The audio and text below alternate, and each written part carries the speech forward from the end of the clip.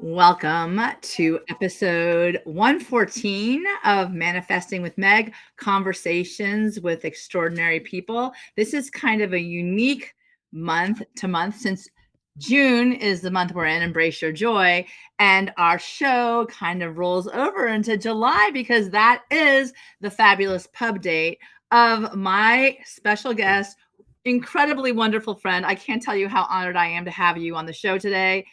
Leslie Rasmussen. Welcome again, Leslie. I feel like this is going to be just more and more magical. We have Suzanne here, Michelle Ann's here, and away we go. Welcome to the show. Thank you so much for having me. You know, you are just top of my list. And it's just so funny because you were the first one to interview me for my first book. And now you're the first one to interview me for my second book. Yes, and we have Leanne here too. So we are ready to go. I will tell you that this woman is an exceptional author. She is, like she said, the award-winning author of After Happily Ever After. And she is soon to be the next award-winning author of The Stories We Cannot Tell. I will tell you this, I've read both and I love both, and I'm a big fan. And away we go to share as we go once again on our year of Empowered Through Purpose, Transformation, Dreams, Inspiration, True Happiness, and in fact, Discovering Bliss. We're always a conversation away from extraordinary. And I can tell you this, Leslie is that. And before we start, everybody get intentional. We all love getting intentional. You know, setting our intentions is what brings into focus those things that we most want in life. So do that. And at the end of the show, it corresponds to my magical guide to bliss. I have to tell you, this guide has welcomed many, many wonderful people into my life. And I love to include Leslie, a part of it, as one of my favorites. She's in my Fab Five. Yes. So without further ado, I have Leslie. I'm going to tell you a little bit about her. She was born and raised in Los Angeles, for those who don't know. She graduated from UCLA. She went on to write television comedies for Gerald McRaney, Burt Reynolds, Roseanne Barr, McDonald, and Drew Carey, as well as the wild Thornberrys and Sweet Valley High. She's written over 20 essays and counting for Huffington Post and has spoken on many panels empowering women in midlife. You know that I'm a big enthusiast of people who do that, inspire others to their greatest capability anytime in their life, especially midlife, where we find ourselves coming of age, I imagine is what we would like to call it, right? She is a member of the Writers Guild of America, as well as Women in Film and the Women's Fiction Writers Association. Like I said before, After Happily After has won over 15 awards, not to mention honorable mention, the prestigious Eric Hoffer Awards. Her newest novel, The Stories We Cannot Tell, was just released, will be, in fact, released by Touchpoint Press on July 11th, that magical day. And in her free time, Leslie lives in Southern California and is married and has two amazing sons who are following with that creative spark. So it is so great to have you here today, Leslie. The beauty of the show is that we get to tap into the extraordinary. That is, in fact, you. But I love the theme today with regard to embracing the joy. Remember what is important to you, because I think even at this particular point in your life, having had published a novel, all of the writing experience you've had in television, and now you find yourself here with your next one. And as you are on the brink of to see what happens next, you know, I like the idea of let's remember what's important to us as we march along this beautiful journey. I love that because, first of all, I think what I've discovered over the last few years, especially with our Fab Five and all the authors that I've met, is the thing that's the most important to me is friendship. Oh, I mean, I love writing, but what's come from that writing and all of you guys and the camaraderie and the community has been amazing. And I think, honestly, when I think about when you said what the theme was, I thought what's so important to me is friendship. And I look at you and I think, like, when did we meet? You know, we met because of She Writes. That's correct. And we got to know each other through Zoom, but we're so close. So it's like amazing that that's happened. You know, I'm a big synchronicity girl, and I like to see where I am in the world and who shows up on my path, and certainly stand in gratitude for those beautiful faces, those wonderful stories, and also the journey, because the journey's brought me to extraordinary people that has made my life even more intense and amazing. And I love that we're quote today, which is Stephen Covey, who's like the best. And actually, Suzanne's saying, I'd be a mess without you guys. It's true. I Oh, mean, yeah, same here.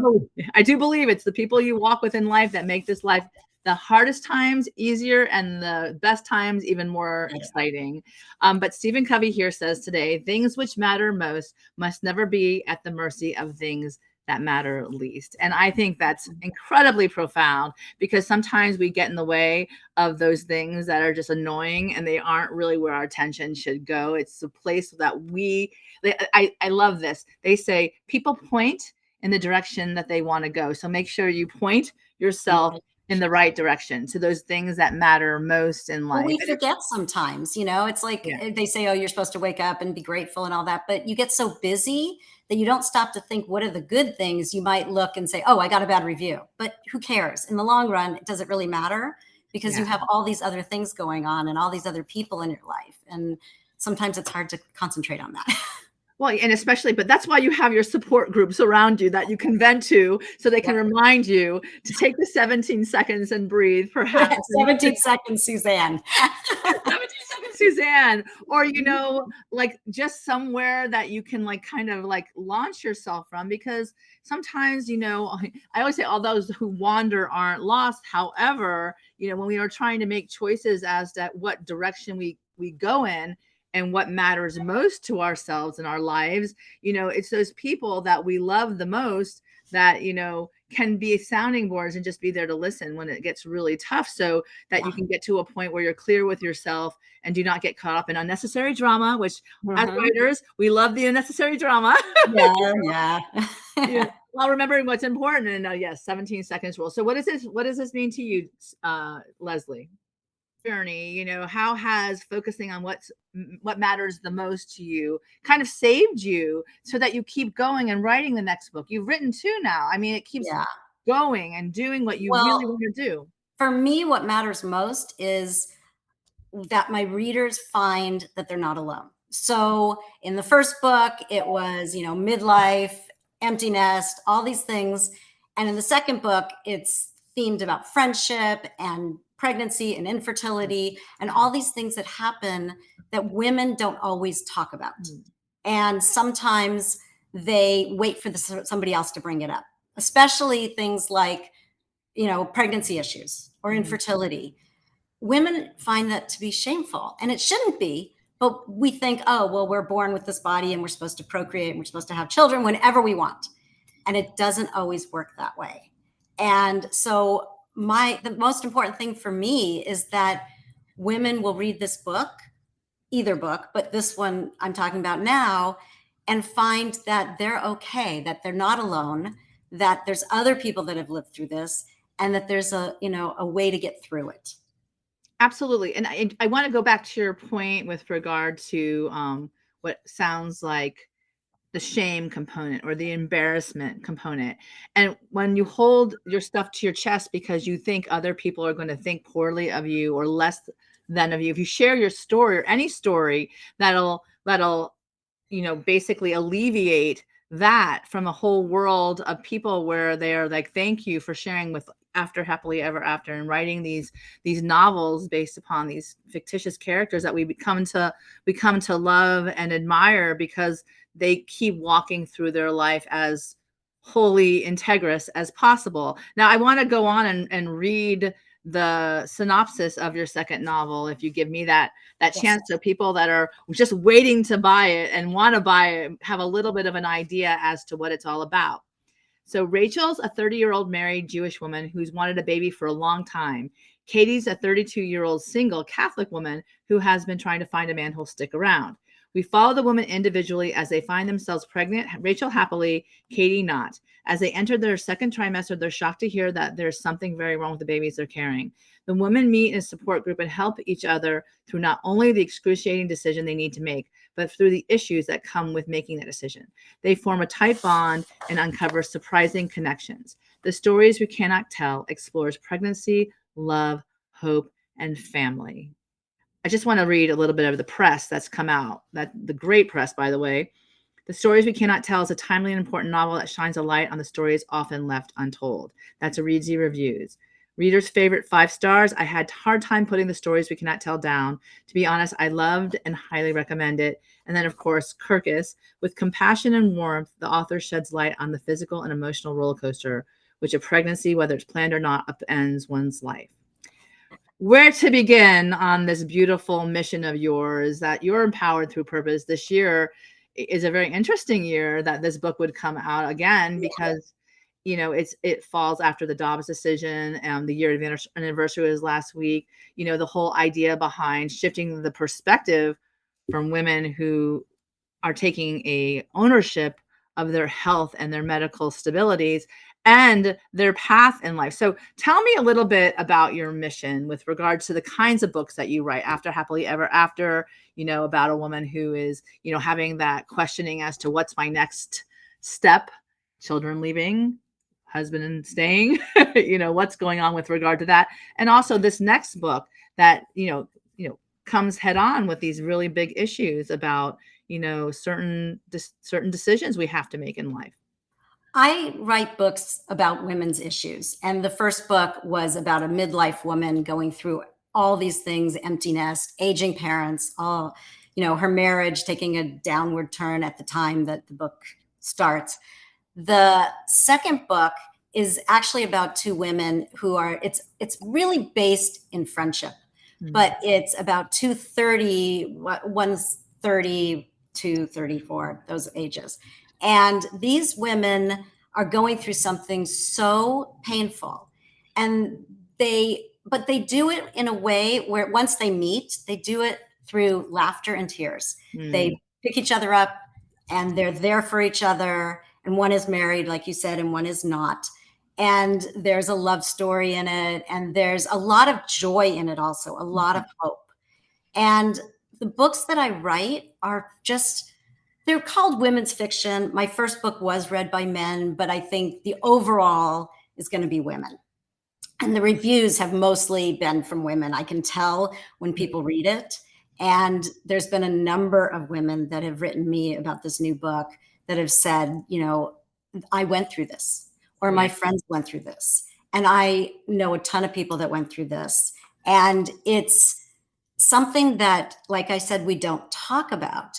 And pregnancy, as far as, I started writing this book before Dodd and before Roe was overturned. And the book was actually finished just as Dodd was overturned. And I was getting a publisher. And the publisher was like so excited that they wanted to push it to come out as, with publishing, nothing happens fast. Yeah. They wanted it to come out quicker because of the whole thing that was going on in the country.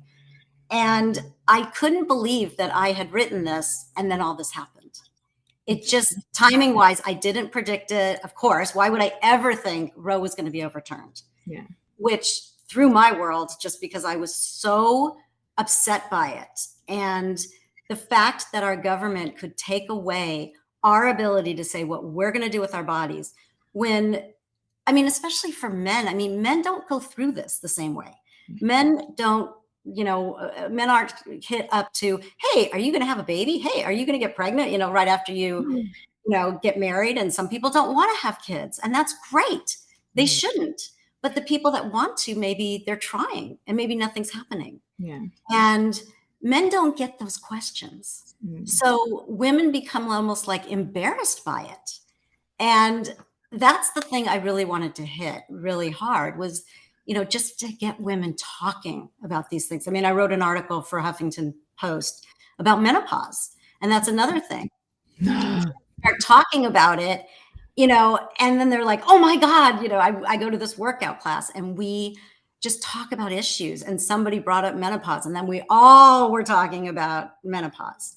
And I just noticed, when I wrote the article, that the comments I was getting, the emails I was getting was all about the fact that, thank you for writing this. Thank you for saying something about this, not from a medical standpoint, from an emotional standpoint, which is what I like to do. I like to write from emotions.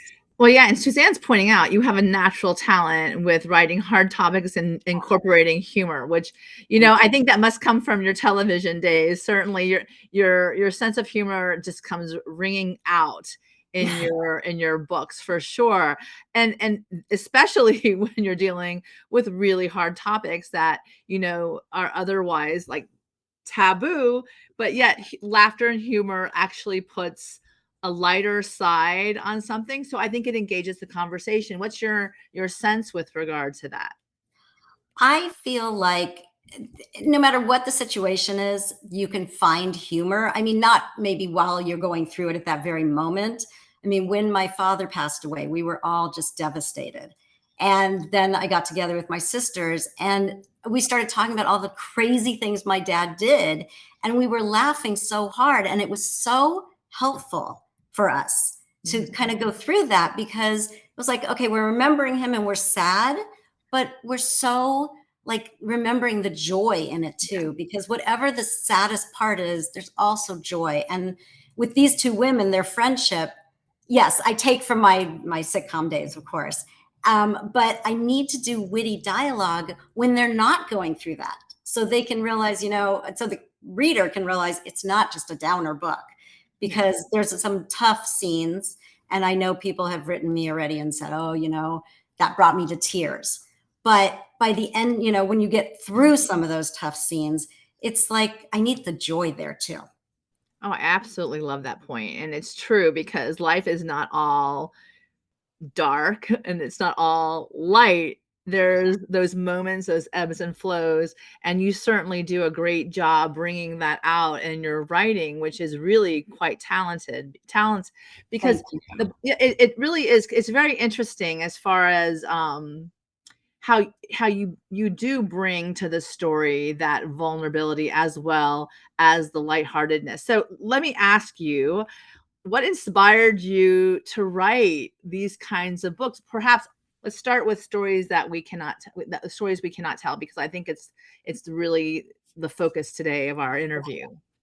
Well, like I said, not only I went through something, not exactly the same thing that my characters went through, but I went through something with pregnancy and infertility and miscarriage that at the time when I went through it, I mean, I went through it 27 years ago. So it was not, the internet wasn't really, a big thing. There wasn't a community to reach out to.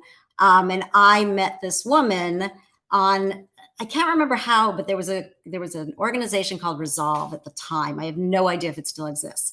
And it was, through emails we met, and there was this one woman who'd gone through the same kinds of things that I'd gone through. And we wrote back and forth. And we went through, when I got pregnant and I had my older son, we went through everything together. And I actually kept all my emails. I did not keep the ones from her, but I kept everything from me. So I went back and read them all. I have them all in a notebook up until the day my son was born.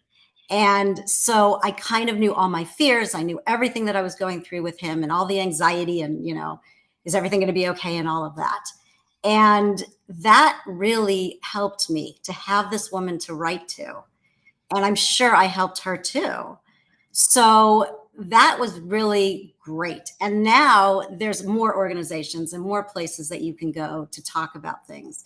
But I wrote the book because, like I said before, I have a ton of friends that went through it. I also, years ago, when I was trying to get pregnant, I was working in the clinic at a Planned Parenthood as I was volunteering. And then I moved to the corporate offices in Planned Parenthood and was doing stuff there. And I met a woman who was going through similar things that I was going through. So it was really helpful to actually be working at Planned Parenthood and to see, other people going through things. And I love the organization. Yeah. And so that is really why I wrote the book, was just to put it out there and say, now there's a lot of women coming out. I mean, Julia Louis-Dreyfus just came out about what she went through. Chrissy Teigen. There's a huge amount of women that are not just pro-choice and talking about it, but they're talking about issues they went through and they never came out before. And all of a sudden, like you said, it's a year, from Roe. And, all these people now feel more comfortable to come out and talk about it. So I think that's fantastic. And I love what you're saying. And I do think that anything that is around shame and embarrassment is not going to help.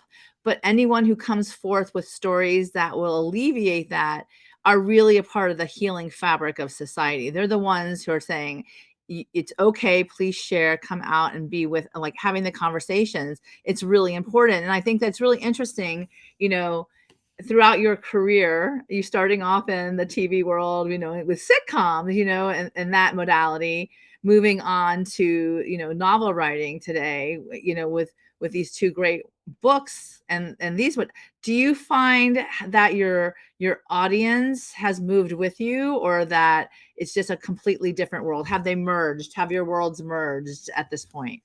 I think to some extent, maybe they have. I always wrote, well, I shouldn't say always because I did a few shows that weren't, but I did a lot of shows that were like family shows Okay. that dealt with issues like Roseanne, you know, at the time it dealt with a lot of issues. I mean, I wrote the episode where Darlene loses her virginity. Oh, wow. David, which was really fun. But, you know, the show dealt with issues. Different shows I worked on dealt with family issues, things like that.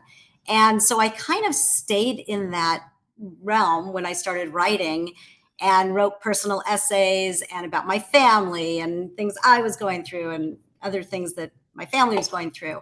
So I kind of did stay, I think, in that realm. I've just always been somebody who enjoys talking about issues that we're all going through.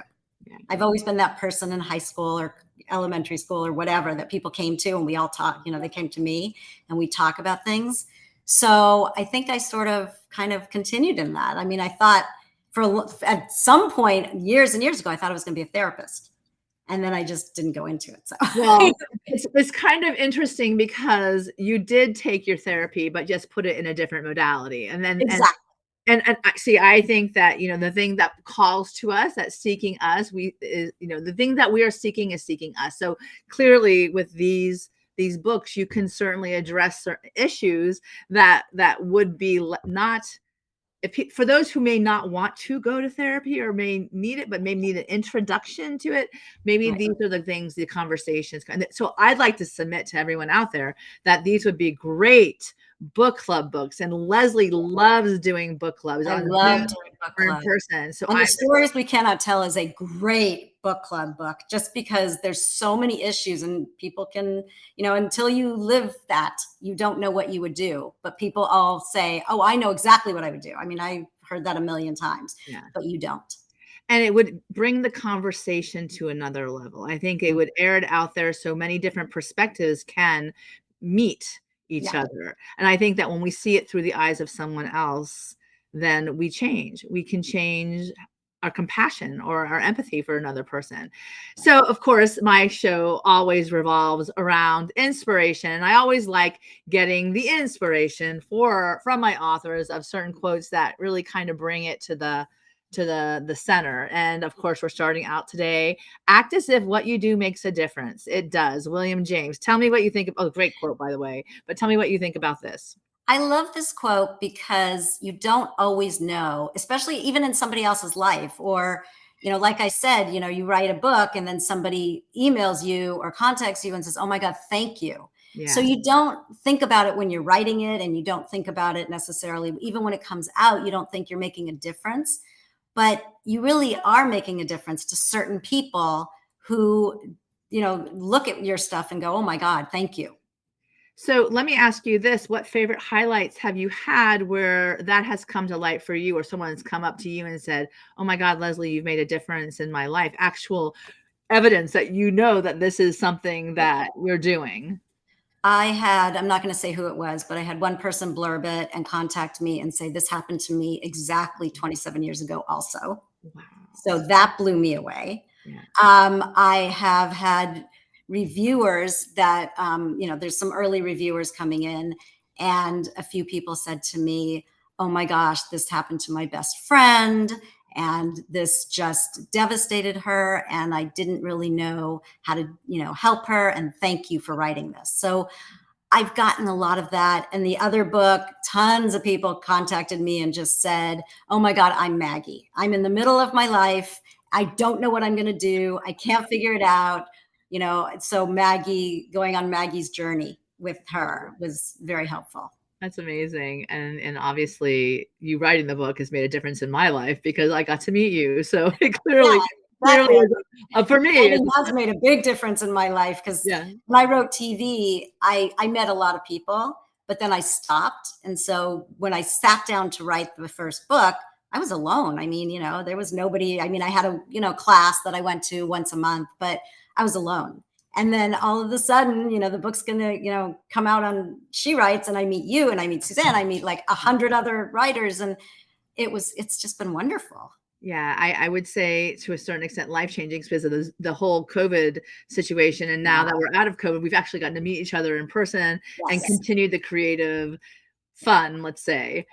And your next quote, experience is not what happens to you, it's what you do with what happens to you. Aldous Huxley. I love this quote. It's all about how you react. You go ahead and share with that what you think about it. But I Well, absolutely love this. exactly what you were going to say. It's like something Mhm. really bad can happen to you, and you can either wallow in it or never get through it. Yeah. It's what you do with it. It's how you learn from it, how you come out of it, how you decide, okay, what am I going to do with this experience? And granted, everything that happened to me happened 27 years ago. Yeah. And this book is just, I just wrote it, a couple of years ago or a year ago, whatever, I finished it. So that took a long time to get through everything and go, okay, now I'm going to write this book. Mm. So it is what you do with it. It's interesting this last week, and I did a panel, and someone came up to me afterwards and they asked me, it was a panel called How to Take Care of Your Brain. And she asked me, how do I forgive myself? And, it's interesting because even in the connotation of your books and what was going on with, I'm not going to give it away, but the challenges that are in there. Like, I think this quote speaks to that to me because, things happen and we can't go back in the past. We have to move forward. Like sempre avanti, always moving forward. The reality is like, what are you going to do with it? Are you going to hold the weight of the, I guess, unstated penance? Or are you going to be able to say, this has happened to me and this is what I can do with what happened to me? And now that you are putting it out there in written form, how do you feel now that you can change perhaps, or actually, let me ask you this. Look back at the person who you were 27 years ago and be the advocate for that person who might be similarly situated out there in the world walking. How do you see yourself as being a advocate now? I think of myself now that, I'm through everything. And I mean, of course, it took a lot of therapy and everything else to go through all these issues. But I think I'm an advocate not only to other people, but even to myself, because I'm saying to myself, you know what? You're through this. There's, like I said, there's all these actresses coming out and talking about things that they're through. So I feel good. I mean, I just feel good that I was able to write it and put it out there and have people read it and have people understand, what women go through. A lot of women. And you are definitely the perfect person to write this book because of who you are, how you speak to the world, and how just compassionate you are, and how much that loving empathy you have as well. So I really like book clubs out there. You aren't going to want to miss her. She is definitely going to be such a wonderful, even conversationalist, engaging the conversation. So I definitely encourage that. Once again, two plugs. And then of course we have my Olivia, Olivia, I love Olivia. Once you face your fear, nothing is ever as hard as you think. Okay, take it away. So, I mean, like I was saying before about pregnancy, I mean, I know people that are terrified to get pregnant, young people. And they talk about it and they say, you know what? I don't know if I'm ever going to have kids because I'm so scared of the world and everything else. And once they do it, it's like, I remember when my son was born, I didn't know anything about babies. I had no idea how to raise a kid or even like to diaper a kid. I mean, my sister had kids, but I never diapered them. It was the first time I ever did that was with my own kids. And I was terrified. Oh yeah. But it's like one day at a time. You do it And then you go, okay, I've done that. Or your kid's screaming all night long. You have no idea why. But you get through it, and the fear before you do it is way worse than when you do it. Because, first of all, adrenaline takes over. But second of all, you just need to keep on moving and do everything, even if it's baby steps, do everything slowly. And I feel for these young people because they're afraid to bring new kids into the world for lots of reasons, because of the world and everything going on in it. But they're also I've talked to a lot of young women who are terrified to get pregnant and to have the baby, to go through pregnancy and go through childbirth, which I thought was wonderful. But, it's like, I'm sure there's horror stories. But it's that fear. And it's never hard as you think. A follow-up to that question. Now you're birthing your second book. The first one's out there. You see it differently with the presentation or the birth of your first book after Happily Ever After and all that came up to it. And then now you're about to put out the stories we cannot tell. How has that been? As far as the fear component and the experience, the journey, maybe the learning curve certainly is a little less, that's for sure, right? Yeah, I know a lot more, but you remember, you were my first interview. I was terrified. I was stage fright my whole life. I was terrified to do that interview. Suzanne and I were talking, going, oh my God, we're going to be interviewing with Meg. We were like under the table, almost throwing up. And you just did something that made it easier, which made me feel more comfortable going through. But now I've been on panels and I've spoken in front of people, and it's so not me. That's what's so funny, because I think of myself as a extroverted introvert, because I can do one-on-one. I can talk to people one-on-one, but when it comes to groups, I am terrified. So last February, I spoke in front of a lot more people than I have ever spoken in front of, like 100 people. And I got through it. And I was so nervous.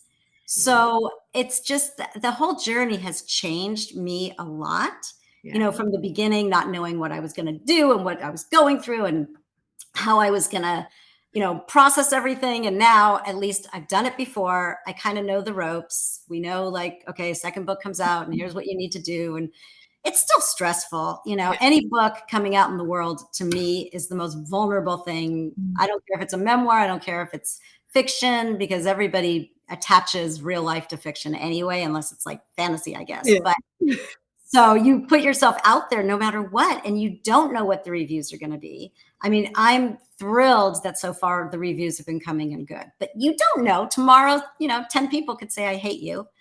And the subject matter that I'm dealing with, I don't know if there's going to be somebody out there that doesn't even read the book, but reads what the synopsis is and says, oh my God, they could be pro-life, whatever, and they could just go off on me. And that scares me. And it's always scared me. Not that I'm scared for my safety, but just scared that, they're going to go out there and just try to destroy the book. And if they read it, I truly think that they wouldn't, because it really shows emotional sides of things and how these women process things. And there's a Catholic woman in it. It's not about, it's not about politics in any way, shape, or form. It's just about emotions. And that's it. So back to your point about your intention and how we started at the beginning, what was your intention about putting this book out into the world, sharing their story? Just to have women read it and see both sides, honestly, and not, even if you're totally pro-life, that's fine. But just to understand the other side, to understand that it's an emotional issue and it's not just, okay, I'm just pro-life and I'm against this, or I'm just pro-choice and I'm against somebody else, even considering, like, wait a minute, maybe I grew up, I don't want to do this, just seeing both sides of the issue and seeing how each woman decides to handle both sides of the issue. And that's the beautiful thing about your book, is the humanity does come rolling out. You can see it's hard to not embrace individual humanity and how we are vulnerable, like Stacy's saying. And also Leonie's saying it's the second time is easier for sure. And we've literally gotten our circle of support to help us Yes. get to there. With regard to even you, the whole energy around you's changed since the first time. Yes. You are so much more at ease in your skin and your voice. You know your voice. You have a definite way about you that is just amazing to watch, having watched you from that then to now. And it's only going to get better and better and better. And you're the perfect person to be the author, the baby birther of this beautiful book. I want to go back to say, oh, hello, Denise, as well. Denise is a wonderful Denise. book community of Denise Burt, for sure. I wanted to ask you, one of the things about the show, and certainly the intentionality being, a part of it, was you've had a very interesting career and you still have a lot more years ahead of you. And we have a lot more books that are going to come from you. I know it, because once you are an author, you can't stop writing. Yeah, I am working on the third. Okay. So you're working on the well, I wasn't sure, but that's definitely good to know. I'm a few chapters in, but it'll take a while, especially with this book coming out, but yeah. So back to the intention. What is your intention as you get this interview and all the interviews that come? What is it that, or even this, let's talk about the show. What is your intention today? Oh gosh. Okay. So my intention today, I think, is to just have people understand that we're all human. We all do things, whether it's something that we're ashamed of, something that we're not. And you got to give yourself a break. You have to learn that you just can make mistakes, and maybe they're not mistakes. Maybe you'll go through your life and later on you'll realize, you know what, that's what I needed to do. And that wasn't a mistake, even if you think it's a mistake at the time. And so that's what I take from this today. And I'm going to make sure I repeat this back to you when we. Exactly, you should. But I'm only human, and I'm going to, for sure. And what number in the Magical Guide to Bliss did you pick for today's interview? I picked. What is it? You mean page number? Yes. 245. Okay, and what does it say? Do you have it? It says, "Only together will we get through the storms of life." Oh my God, how perfect. Isn't that perfect? I think it's perfect. So between remembering what's important to you and only together do we get through the storms of life. What beautiful bookends to your story, to the beginning of your new adventure with the stories we cannot tell, and just the amazing upward trajectory of your writing. Because every time you do an interview, every time you connect to someone, every book club that you engage with, everything is going to come from that wonderful, let's go and walk through this together, for sure. So back to you. One of my favorite things about the show is the manifesting component, for sure. And I always like to grab some tools from, especially my authors. So time to manifest, Leslie. What do you think is the one thing that's moved you forward since you started this writing journey? Ambition, and not in the ambition and like, I need to sell 1 million books. Ambition to myself. It's a self thing where it's like, I need to be productive, and it makes me feel better to be doing something productive. And writing is my thing. I mean, I feel better when I'm writing. On days when I'm not writing because I'm so busy doing promotion or something else, I feel lost. I mean, I know I have a creative brain. I don't have that brain like science and math, and forget that. I have a very creative brain. So I need to be doing something creative, even if it's just making graphics. That fills me. But the writing itself makes me feel better. I feel like I'm getting my words out in the sense of, whether these characters are talking to each other and going back and forth, it just comes out of me very fast when I am working on something that I know what I'm doing. And that makes me feel better. So that's why this third book, I've written a bunch, not a bunch of it. I've written the beginning of it, but it makes me feel better when I'm working on it. Even if I'm just editing the first chapter, the second chapter, that just feels creative for me. No, I absolutely love that. And I want to ask you, as far as this whole journey, from the beginning with After Happily Ever After to now, the stories we cannot tell, to the next one, whatever wonderful one is that going to be. What was your favorite part so far? Of writing or of the Of whole journey? anything, the whole thing, the whole The thing. whole thing are the people that read the book and the book clubs, because when you go to a book club and you have all these people asking you questions, like in the first one, obviously I haven't done book clubs for the second one because it's not out yet, but in the first one, people would say, well, what happened to Maggie? Can you tell me what happened to her? Like she was a real person. And I knew what happened to her. And I ended up writing an epilogue because I That's got right. asked the questions so many times. So the That's epilogue right. is with on the ebook, but there hasn't been another printing yet of the first book because I did too many printings. So it will eventually be attached to it, of the paperback. Amazing. But that's my favorite part, is when people get attached to the characters or say, oh my God, that the father in the first book, the father just, he was like, I just felt so, happy about their relationship between Maggie and her father. And that's the thing that just hits me the most. Amazing.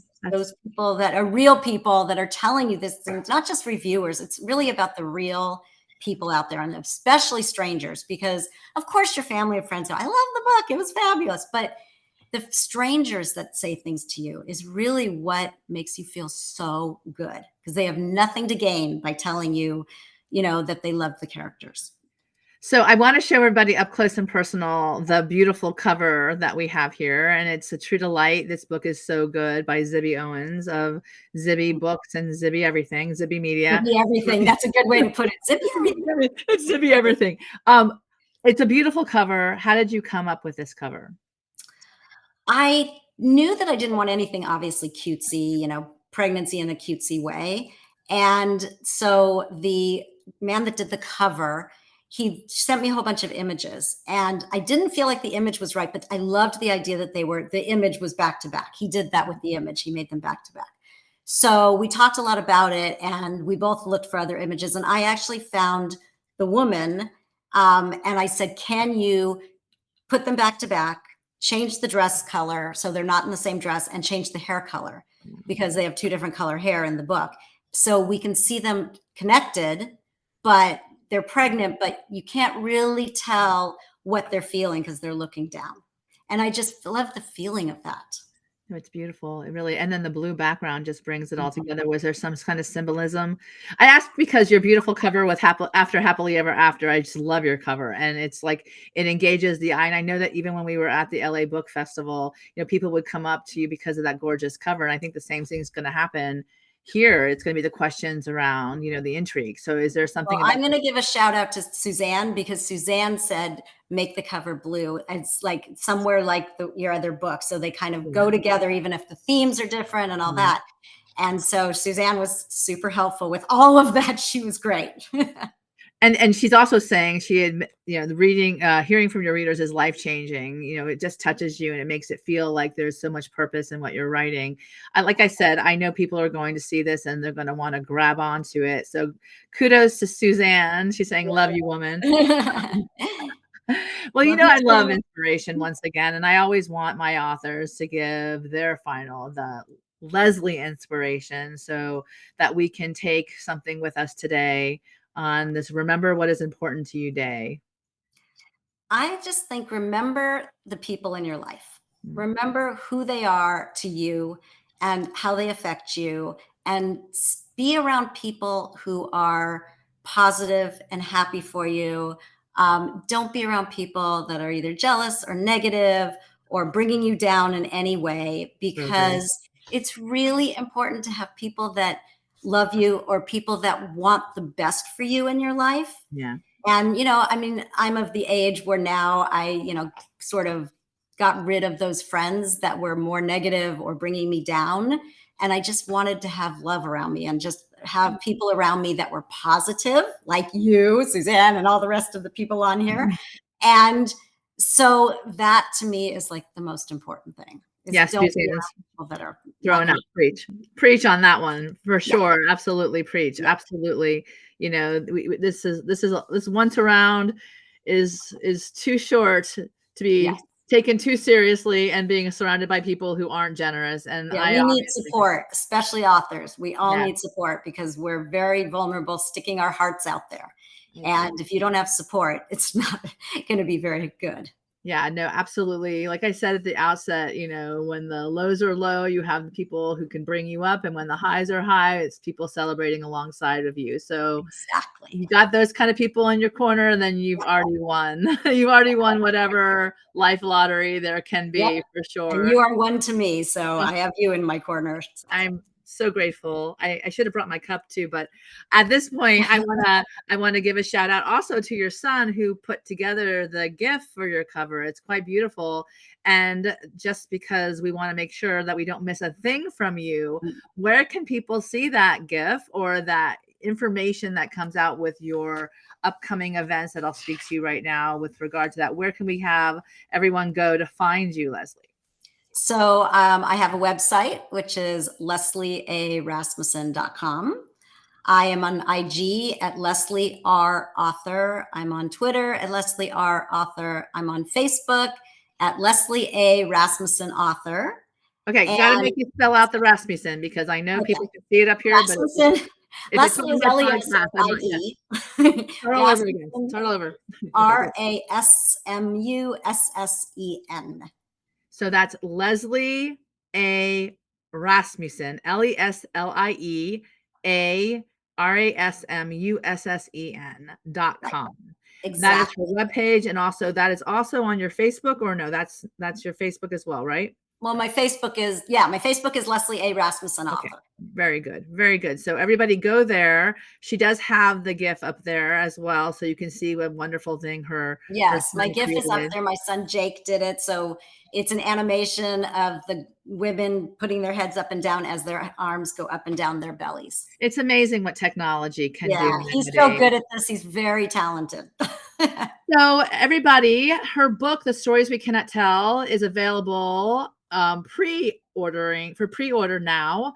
Where can they find your wonderful books, first of all, or book this one specifically?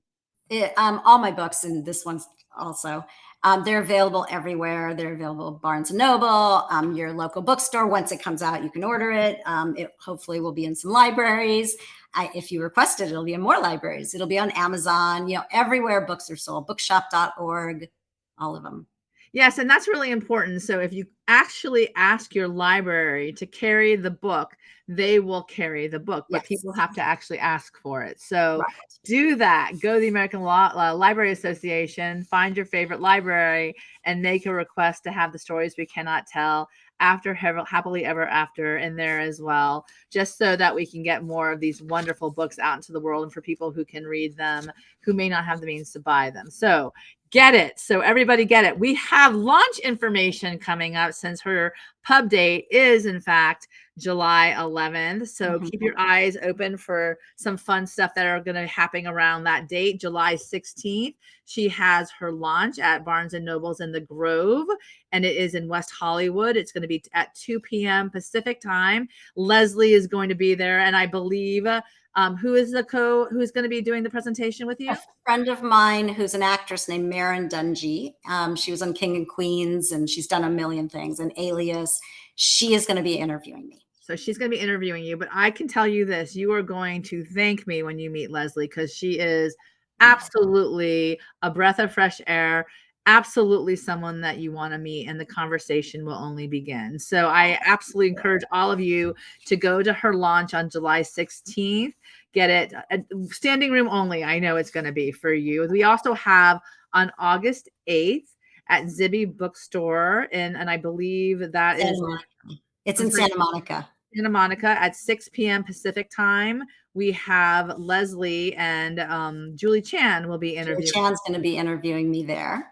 So that will be amazing as well. And then if you all are in the northern part of California on the September 9th at Walnut Creek, Right. Walnut Creek, Barnes and Noble at 2:00. I will be there signing books, and I'm not really speaking so much, but I'll be signing books there Okay, too. awesome. Speaking a little bit just at the beginning. And if you've already read the book, you can ask her all about what was she thinking, how is like, and I know that if you follow her on her webpage or even on her Facebook page, you'll get all the information as to upcoming interviews that will be probably incredible, and that's going to happen sooner than later.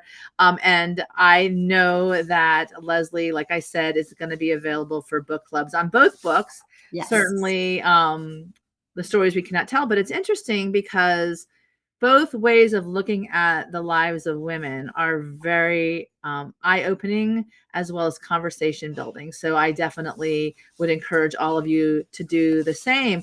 Final word goes to my wonderful fab sister, Leslie, before we wrap up today. So take it away. I just want to say thank you so much for having me, and thank you for always being my first. You always are, which is wonderful, and it makes me so happy. And thank you everybody who joined us. I really appreciate all your support, and it makes me very grateful. Thank you. Yes, and we can go through any storm together, and I love that. And certainly the more women that come to the table starting conversations, following your lead, Leslie, the better we all are off in the world. So for sure, go out there and get The Stories We Cannot Tell. It's available for pre-order today. Also, I will be posting this again on her launch day, and we'll be celebrating her again and wishing her all wonderful, wonderful, positive vibes, because we know this book is going to be an award-winning as well as bestseller. To everybody to not forget what's important to you, for sure.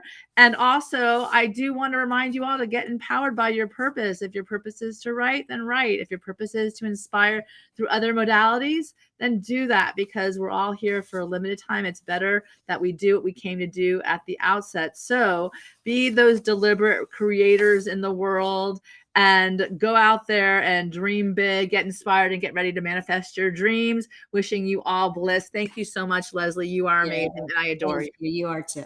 All right. Have a great day, everyone. Bye-bye. Bye.